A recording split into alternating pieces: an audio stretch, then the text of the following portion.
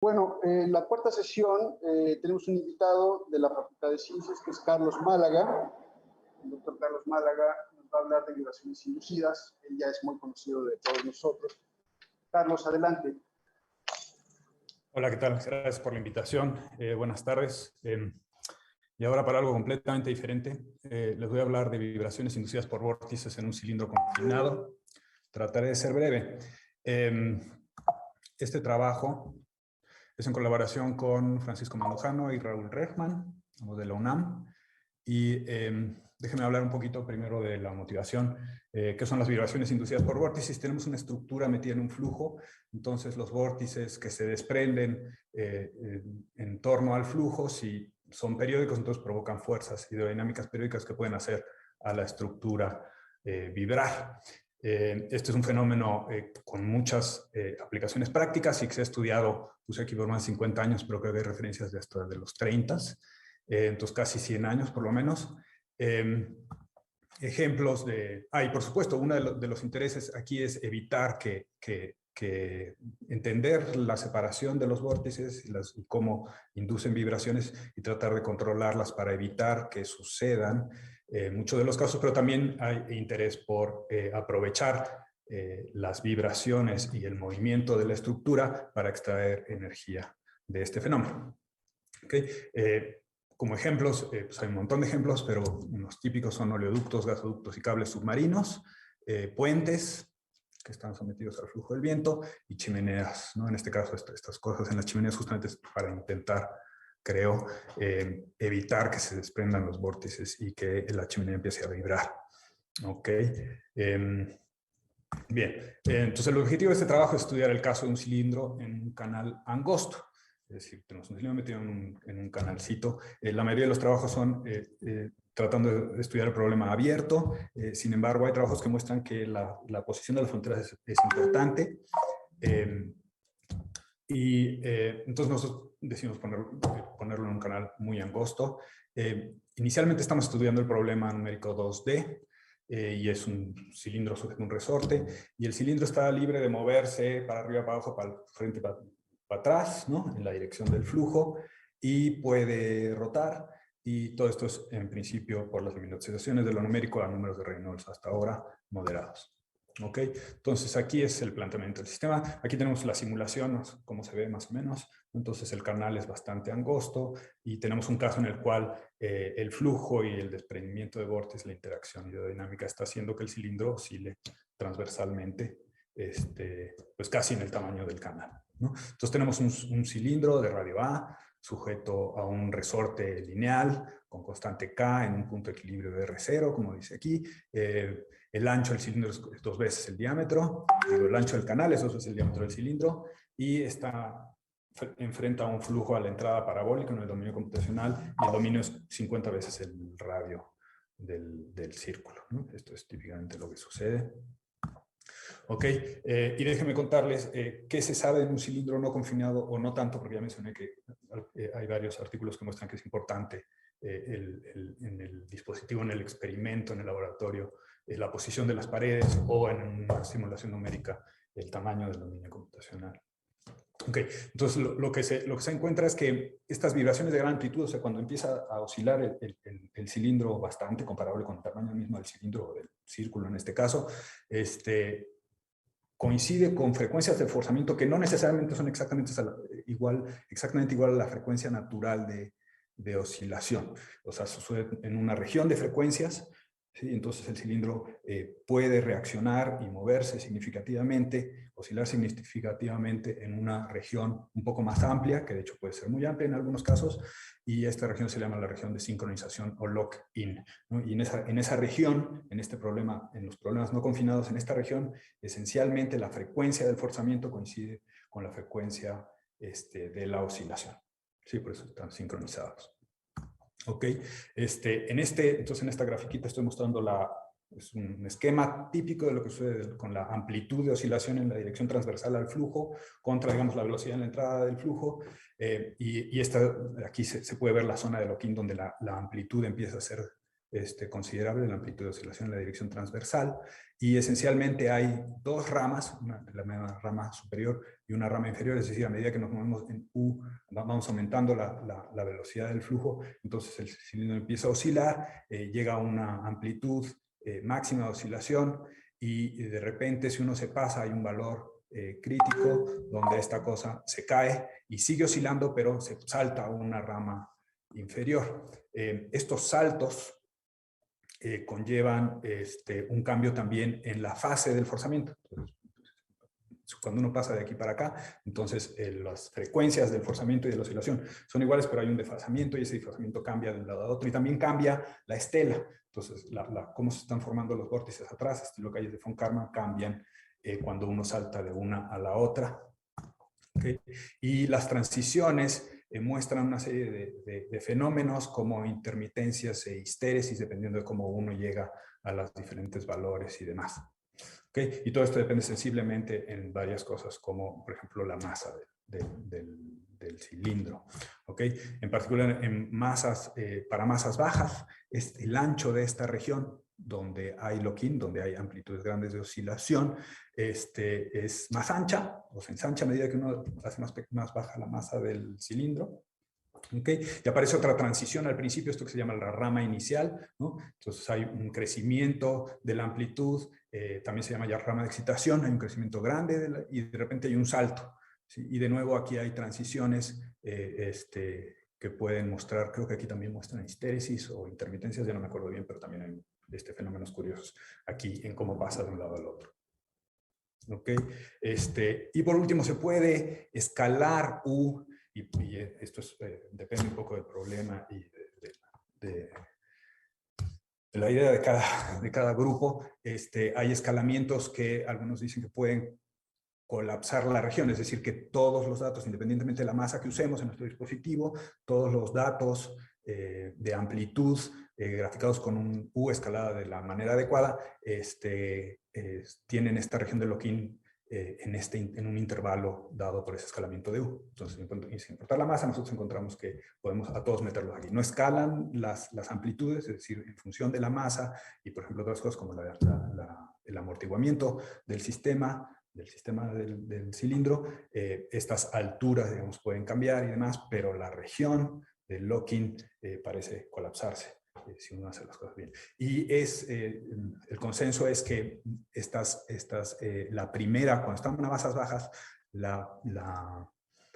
el primer salto, esta primera discontinuidad, ocurre a frecuencias, lo que llaman la frecuencia natural del sistema dentro del medio, por ejemplo, el agua o el aire, mientras que esta segunda transición sucede a una frecuencia que se llama la frecuencia natural en el vacío, es decir, si tuviéramos la masa y, digamos, la frecuencia del sistema resorte, masa y nada más.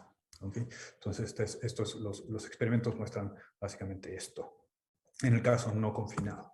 ¿Okay? Entonces, volviendo a lo que nosotros estamos estudiando, lo que hacemos es escalar, agarrar las ecuaciones del flujo, escalarlas con una velocidad, una distancia característica, el radio en este caso, la velocidad característica es el flujo máximo en la entrada al centro del perfil parabólico, y un tiempo característico dado por el tiempo propio del sistema masa-resorte. Este escalamiento es una manera usual de escalar un flujo no estacionario donde hay una frontera en movimiento. ¿Okay? Entonces uno hace eso, entonces tiene digamos, la frecuencia del resorte escalada, que es esta S sub K, el número de Reynolds, y aparece también un número de Struhan, que es este cociente entre tiempos del flujo y tiempos del resorte. Y adicionalmente aparece el cociente entre las densidades de la masa del sólido, en este caso ρS, y la masa del fluido. Entonces se llama la masa reducida. ¿Ok? Entonces estas son las ecuaciones que gobiernan el flujo. Las condiciones a la frontera son las usuales, ¿no? Adherencia. Y el movimiento del sólido, pues es Newton básicamente. Con este escalamiento se ve así. Entonces tenemos la ecuación de movimiento. C son las fuerzas hidrodinámicas. Esto representa el resorte lineal. La velocidad angular es esta omega. Y estas son las torcas. ¿Okay? ¿Okay? Entonces con eso vamos a intentar simular el problema, ¿no? El procedimiento es el siguiente. Tenemos vamos a explorar un rango de parámetros que va de masas reducidas desde 0.5 a 16, los números de Reynolds van entre 40 y 350, y los resortes, digamos, tienen este parámetro SK 100, 200 y 300, en donde hemos explorado hasta ahora. Usamos un método de Lattice-Boltzmann para resolver el asunto, simular este asunto. El procedimiento es inicialmente el cilindro está fijo, se deja, se provoca el flujo, o se deja que se desarrolle un flujo con perfil parabólico a Reynolds bajo. Esto desarrolla un flujo estacionario y luego se suelta el cilindro y se deja que reaccione ante las fuerzas del resorte, las fuerzas hidrodinámicas. Esto típicamente lleva una nueva situación estacionaria y luego se empieza a mover el flujo o aumentar el flujo a la entrada, moviendo Reynolds, y entonces se empiezan a explorar diferentes respuestas del sistema. ¿Sí? Ok, ¿y qué es lo que encontramos? Déjenme presentar los resultados en Y. Entonces lo que encontramos, aquí tenemos varias gráficas para diferentes masas de lo que sucede. A es la amplitud de oscilación en Y, lo que sucede contra el número de Strúhal, donde el número de Strúhal lo hemos cambiado moviendo el Reynolds, porque ya vemos que es el Reynolds entre el SK. Y lo que vemos es que en efecto hay estas zonas también en el cilindro confinado, hay estas zonas de sincronización o lock-in que le llaman, pero vemos que el ancho, igual que sucede en el caso no confinado, el ancho de esta región cambia según la masa reducida del sistema, que tan pesado es el cilindro, y se va ensanchando a medida que las masas son pequeñas. Y vemos y observamos lo siguiente: independientemente de la masa que usemos, en el Strúhal igual a 1, o sea, en este punto de aquí, por un lado, todas las amplitudes son aproximadamente 0.55. Todas coinciden independientemente de la masa. Otra cuestión que observamos también es que la frecuencia de oscilación en la dirección Y vale 1, independientemente de la masa, y también que la amplitud, aquí A sub L es la amplitud de la sustentación, ¿sí? La amplitud característica de la sustentación, que también está oscilando, es aproximadamente 0.25 y tiene un mínimo local en esa zona, ahora veremos. Ok, entonces se nos ocurrió cambiar el parámetro en el cual se representan estos resultados experimentales por un parámetro que es el Strúhal -1, para que todos estos cruces sucedan en 0, divididos por un factor que depende de la masa, que va así, que es la raíz de 1 más 3 entre 2 la masa reducida, que es un estilo más añadida o masa virtual, que lo que va, que la gracia que tiene es que justamente va a ser esto de colapsar en este problema, colapsar el rango o el intervalo donde sucede esta región de lock-in. ¿Sí? Entonces, una vez que usamos este parámetro, aquí están otra vez los datos, no todos los datos anteriores, pero algunos de los datos para que no sea tan sucia la gráfica. En este caso estamos viendo de nuevo la amplitud de oscilación en la dirección transversal al flujo contra este parámetro. Y en este caso vemos la frecuencia y vemos cómo en buena aproximación todo el mundo pasa por 1 cuando este nuevo parámetro vale 0. ¿Okay? Pensando en analogía con el caso del cilindro no confinado, entonces tenemos una especie de rama inicial aquí, ¿no? Abajo de menos 0.25, donde la amplitud de oscilación en la dirección transversal empieza a crecer abruptamente y parece tener un salto. Luego, dentro de la región lock-in tenemos los valores que van de menos 0.25 a 0, esta región en azul, donde debiera estar la rama superior, si pensamos en el caso no confinado, y sin embargo aquí pues no necesariamente hay una rama superior. De hecho, lo que tenemos son comportamientos no necesariamente abruptos, no en todo caso abruptos cuando se pasa a través del valor ST asterisco igual a 0, pero que sí tienen cambios en las trayectorias y que entonces nos hacen pensar en dos comportamientos, tal vez no dos ramas, pero dos comportamientos distintos y que pueden estar uno arriba del otro en función de m, como se puede ver aquí, ¿no? Entonces, inicialmente, por arriba del 0 está la amplitud es mayor, pero luego va cambiando, como se ve aquí en la masa 2, y luego baja, pero luego vuelve a cambiar otra vez, y por arriba del ST asterisco igual a 0, las amplitudes son mayores que por abajo, etc. Entonces, tenemos algo que se parece al caso confinado, al caso no confinado, donde hay comportamientos diferentes antes y después de esto. Ok, esto es lo que sucede con la sustentación, como les dije al principio, justo en el valor del Strúhal igual a 1, que sería el ST asterisco igual a 0, tenemos lo que parece un mínimo local más o menos un mínimo local, independientemente de la masa reducida que tomemos. Y lo que vemos es que lo que observamos después de analizar estos datos es que no es como en el caso confinado, perdón, como en el caso no confinado, una reacción de sincronización, es decir, que las fuerzas de forzamiento no tienen las mismas frecuencias y no necesariamente están en fase, a veces sí, a veces no, con el movimiento transversal. Entonces, no hay necesariamente una sincronización. De hecho, las fuerzas de forzamiento, y probablemente esto lo inducen las paredes, tienen varias frecuencias características o varias frecuencias propias, y probablemente eso se deba a la presencia de la pared, ¿no? Tampoco hay estos cambios abruptos de fase, o no necesariamente hay, y son muy sensibles los comportamientos, digamos, en la zona azul, o las transiciones en la zona azul y en la zona amarilla, en función de, son sensibles a qué masa reducida tenemos. ¿Okay?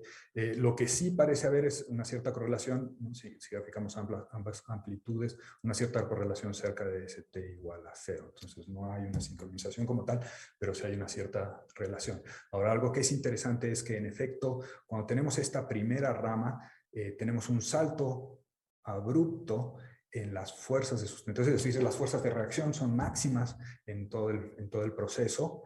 Y eso parecía ser congruente con el hecho de que el forzamiento sucede cuando, o coincide más o menos con las frecuencias naturales, o con la frecuencia natural del sistema en presencia del medio, ¿sí? Mientras que cuando tenemos este otro salto o esta otra transición, que en el caso no confinado correspondía con la frecuencia en el vacío, en efecto coincide con un mínimo de las fuerzas de sustentación, es decir, las fuerzas de reacción son pequeñas, entonces debería haber pocos efectos de masa añadida, y entonces parece sensato que corresponda con el Stoughal igual a 1, que coincide con que la frecuencia del forzamiento sea la frecuencia natural en el vacío del sistema resorte de masa. ¿Ok? ¿Qué pasa en la primera región, en la región azul? O sea, dentro del lock-in abajo del 0 en este Stoughal asterisco. Entonces lo que tenemos, lo que estamos viendo aquí es la trayectoria que se ve aquí azul, que son trayectorias que pues, son abiertas, que hacen cosas bastante raras, tienen bastantes amplitudes, una amplitud grande de oscilación en la dirección del flujo, y están cerca de la zona de transición. Aquí esto está en la rama inicial o la rama de excitación. Entonces pasan de ser estas marañas, ya más adentro, pasan a algo como este óvalo rojo, y a medida que nos acercamos al 0, en ST igual a menos 0.085, este óvalo se empieza a cerrar y nos va a dar una trayectoria que es la trayectoria típica que también se ve en un sistema no confinado, que es esta trayectoria de 8 que se ve aquí. Entonces ahora ya estamos en la zona amarilla, ¿sí? Y lo que tenemos es que en ST asterisco igual a 0, entonces tenemos estos 8 deformes, también estos se observan en el caso no confinado, y a medida que vamos incrementando el flujo a la entrada y vamos cambiando el ST asterisco, entonces estos 8 se empiezan a deformar y de nuevo se vuelven a romper estas trayectorias sencillas, y se hacen trayectorias más complejas, como se ve aquí en 0.34, donde es esta trayectoria gris, que es cerrada, pero que empieza a tener muchos más modos, ¿no? Más allá del lock-in, en esta zona de aquí, también se llama la zona de coherencia o algo así, pues ahí lo que tenemos es que ya todo el mundo se cae, los movimientos son muy, muy, muy pequeños, y entonces tenemos esta formación de vórtices atrás, simétricos, y prácticamente no pasa nada, hay muy pequeña vibración, la vibración en la oscilación en Y es muy pequeña, es un poquito más grande la oscilación en X, pero totalmente imperceptible. ¿Okay?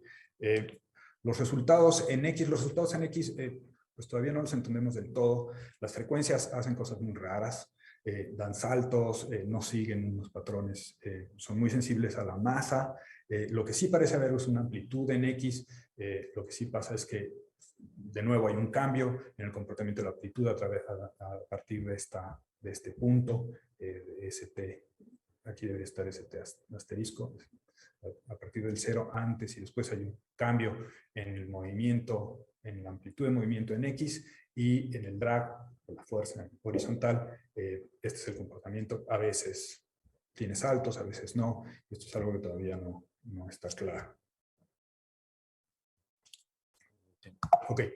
Entonces, conclusiones. Lo que tenemos es, tenemos un parámetro que colapsa la región de lock-in. Hemos encontrado un parámetro y que además probablemente no esté relacionado a cuál es la frecuencia natural en el medio del sistema masa-resorte, metido en el medio fluido. Tenemos una rama inicial, pero no hay ramas superior e inferior claras. En la región de lock-in no hay una sincronización de sustentación y desplazamiento. Tampoco hemos encontrado histéresis, pero sí intermitencias.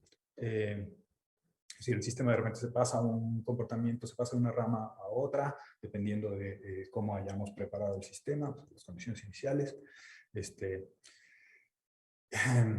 El salto en la rama inicial, que es lo que ya mencioné, coincide con una sustentación máxima, y entonces la frecuencia de forzamiento podría ser la frecuencia natural en el medio, o es congruente con la idea que se tiene en el caso no confinado. Y la transición en ST asterisco en 0 coincide con el mínimo de la sustentación, y entonces la frecuencia de forzamiento sería más parecida a la frecuencia natural en el vacío, pues el medio está haciendo muy poco.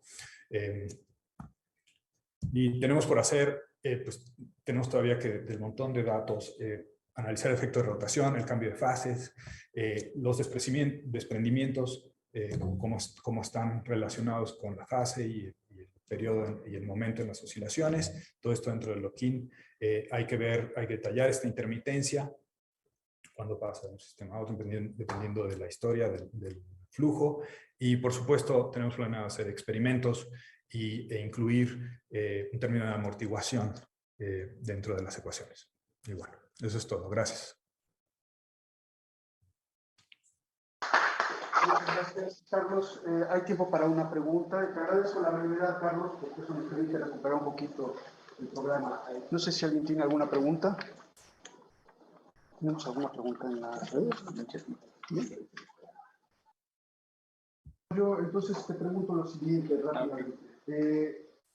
Ya lo has mencionado, pero el efecto de la proximidad de la pared, digamos, de la cauda, la formación de cauda, puede ser muy importante, ¿no? Porque tienes lo que sea inclusive en las superficies, ¿no? Entonces, ¿cómo están interpretando eso? No sé si puedes abundar un poco. Sí, no, se me pasó a comentar eso. O sea, si uno ve la estela muy atrás, entonces las paredes obligan siempre a la misma estructura. Entonces parece un von Karman invertido siempre, no importa lo que haga uno. Por ejemplo, aquí. Déjame.